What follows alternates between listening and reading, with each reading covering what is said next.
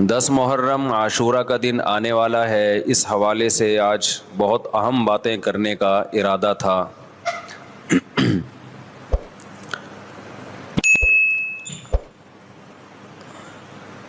محرم میں کیا کرنا چاہیے، کربلا کا واقعہ اصل ہے کیا؟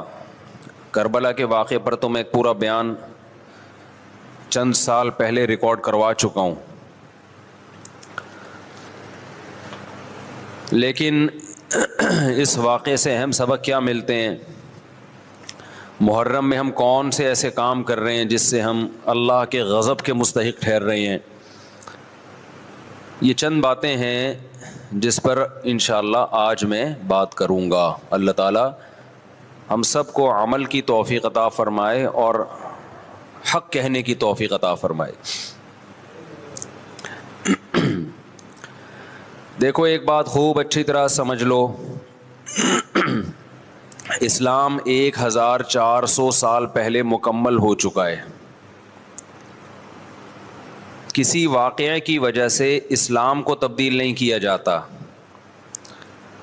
بلکہ اسلام کی روشنی میں اس واقعے کے جو تقاضے ہیں ان پر عمل کیا جاتا ہے۔ ہمارے ہاں ہو یہ رہا ہے، واقعات کی بنیاد پہ مسائل نکالے جا رہے ہیں۔ 10 محرم کا دن سیدنا حسین ابن علی رضی اللہ عنہ کی شہادت سے پہلے بھی عظیم تھا، اور سیدنا حسین ابن علی رضی اللہ عنہ کی شہادت کے بعد بھی عظیم دن ہے۔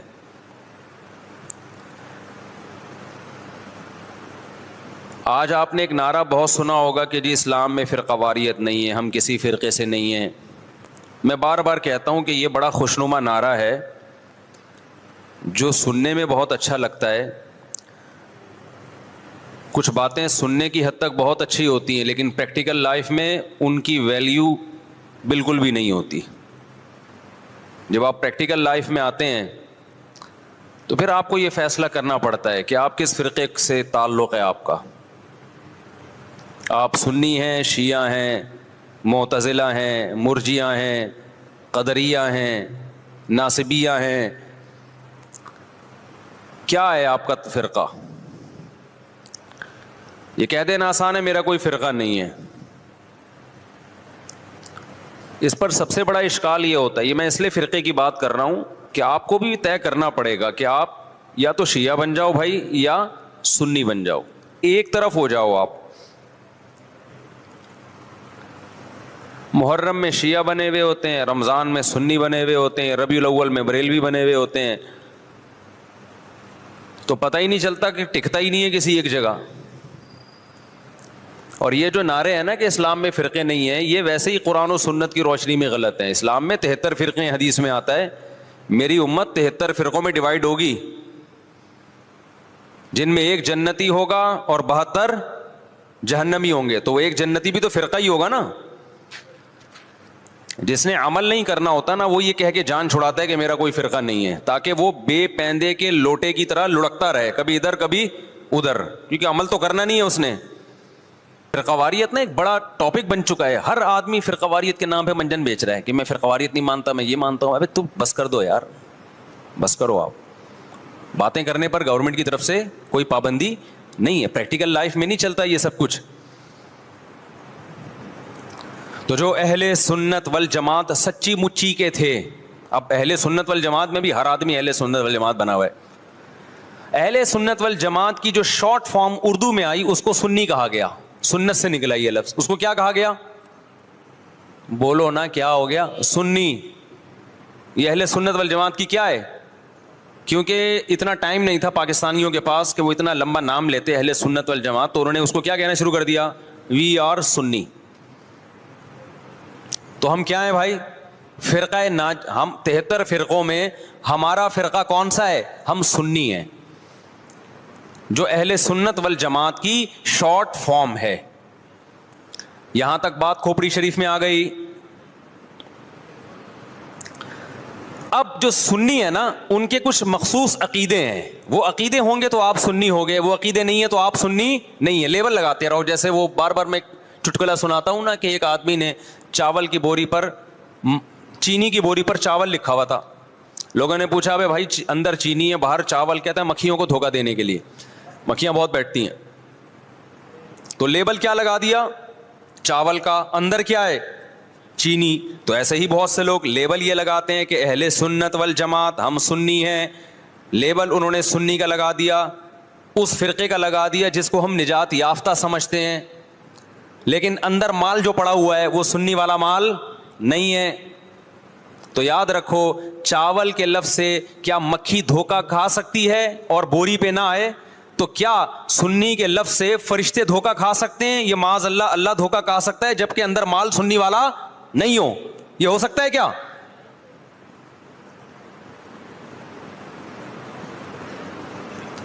تو اس لیے میں کہتا ہوں آپ ایک چیز ہو جاؤ، یا سنی ہو جاؤ یا شیعہ ہو جاؤ یا کچھ اور ہو جاؤ. کبھی ادھر جا رہا ہے کبھی ادھر جا رہا ہے، کبھی ادھر لڑک رہا ہے، محرم میں شیعہ بن رہا ہے، ربیع الاول میں بریلوی بن رہا ہے، رمضان میں انسان کا بچہ بنتا ہے. میں یہ نہیں کہہ رہا کہ بریلوی انسان کے بچے نہیں ہیں، یعنی رمضان میں ایسا لگے گا جیسے بہت نیک آدمی. تراویح میں پہلے 3 دن دیکھو نا آپ. ابھی تو میں یہ بات ہی نہیں کر رہا کون جنتی کون جہنمی کون غلط کون صحیح، ابھی تو میں صرف یہ بتا رہا ہوں کہ اسلاف نے 73 فرقوں میں سے جو ایک جنتی ہوگا اس کو ایکسپلین کیسے کیا ہے. اگر بریلوی اس پہ پورے اترتے ہیں تو بھائی وہ جنتی ہیں، میں کسی کو جہنمی جنتی نہیں کہہ رہا، میں تو ایک کرائٹیریا بتا رہا ہوں. ہو سکتا ہے میں نہ اترتا ہوں، بریلوی بھائی پورے اترتے ہوں، شیعہ لوگ پورے اترتے ہوں. کسی ایک کو میں یقینی طور پہ نہ جنتی کہہ رہا ہوں نہ جہنمی. میں تو کہہ رہا ہوں کہ آپ فیصلہ کرو کہ آپ ادھر ہو یا ادھر ہو، درمیان میں نہ لٹکو. ایسا نہیں ہو سکتا ایک ٹانگ جہنم میں ایک ٹانگ جنت میں آپ کی، یا تو پورے ادھر جاؤ گے یا پورے ادھر جاؤ گے. کھوپڑی شریف میں بات آ رہی ہے کہ نہیں آ رہی ہے؟ تو نبی صلی اللہ علیہ وسلم نے فرمایا جنتی فرقے کی علامت ما انا علیہ و اصحابی، جس پر میں اور میرے صحابہ ہوں. اب نبی اور نبی کے صحابہ کس طریق پر تھے، کس ٹریک پر تھے؟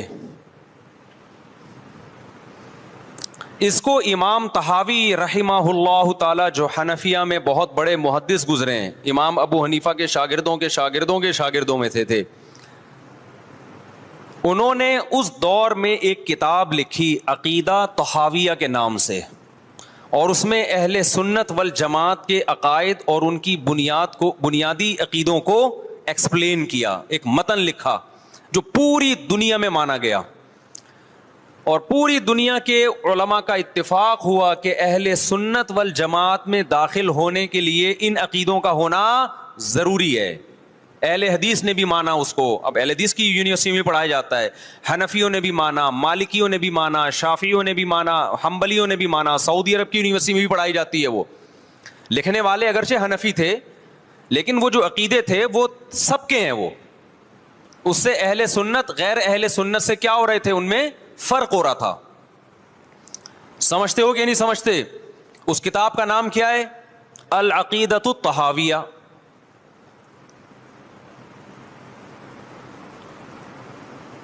وہ کتاب جو لکھی گئی ہے نا، پوری دنیا نے اس لیے مانی کہ اس میں ہر عقیدے میں قرآن اور سنت اور اجماع صحابہ، ان 3 کو بنیاد بنایا گیا ہے. قرآن سے ہو اور قرآن کی ایسی تشریح جو حدیث مانتی ہو، اور قرآن اور حدیث کی وہ تشریح جو صحابہ مانتے ہوں. لہذا اس وقت پوری دنیا میں جو اہل حق علماء تھے ان کا اتفاق ہو گیا، اور اب تک یہ اتفاق چلا آ رہا ہے کہ جو ان عقیدوں سے ہٹے گا وہ یا تو قرآن کے راستے پر نہیں ہے، یا نبی کے راستے پر نہیں ہے، یا صحابہ کے راستے پر نہیں ہے. اٹ مینس کہ وہ اہل سنت والجماعت سے خارج ہے. خارج کہہ کے ہم اس کو کافر نہیں کہہ رہے، کافر کہنا نہ کہنا یہ ایک الگ بحث ہے. کچھ کافر ہیں کچھ کافر نہیں ہے، لیکن وہ نجات یافتہ فرقوں میں نہیں ہے. بہرحال وہ اس فرقے میں نہیں ہے جس کی نبی صلی اللہ علیہ وسلم نے جنت میں جانے کی گارنٹی لی ہے. سمجھتے ہو کہ نہیں سمجھتے ہو؟ اب ان عقیدوں میں کیا ہے بھائی؟ وہ یہ کہ اہل سنت والجماعت جب بھی کوئی مسئلہ نکالیں گے اس کی بنیاد 4 چیزیں ہوں گی: قرآن، حدیث، اجماع امت. یعنی ایسی تشریح کبھی نہیں کی جائے گی قرآن و سنت کی جو امت کے اجماع کے خلاف ہو, کیونکہ امت حدیث میں بہت دفعہ یہ ہے کہ امت گمراہی پہ جمع نہیں ہو سکتی. آپ ایسی تشریح کسی حدیث کی کر رہے ہیں جو کوئی بھی نہیں مانتا اب تک, اس کا مطلب آپ گمراہی پھیلا رہے ہیں. اور چوتھی چیز ہے قیاس. بعض مسائل قرآن و حدیث میں واضح نہیں ہیں لیکن قرآن اور حدیث میں ان کی طرف اشارے ہیں, تو مجتہد کیا کرتا ہے کہ وہ قرآن و حدیث کے ان معنی اور مضمون میں غوطے لگا کے وہ مسائل کا استنباط